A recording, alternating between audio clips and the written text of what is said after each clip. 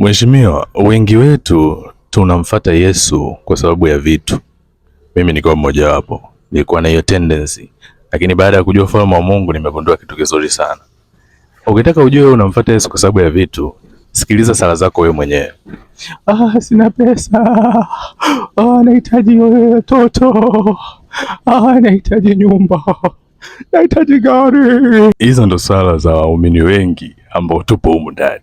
Lakini I'm telling you the truth. Soma maandiko hayo nimekuwekea hapo juu. Hao walikuwa wanamfuata Yesu kwa motive ambazo ni tofauti.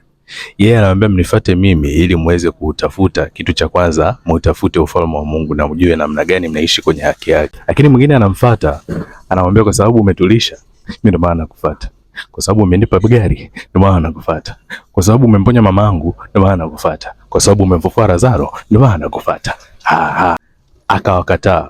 Mwana wa Adamu ana sehemu ya kulala, ila kuna wanyama wana sehemu za kulala. Anamaanisha nini?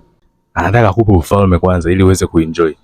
Soma Mathayo 6:33 ndio utanielewa vizuri. Kwa hivyo tubadilishe namna tunavyoomba. Kwa nini tusiombe Mungu endelea kunifunulia huu ufalme wako?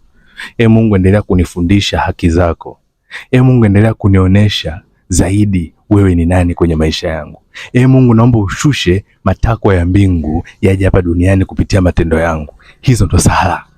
Na Mungu atakubariki. Si mawazo.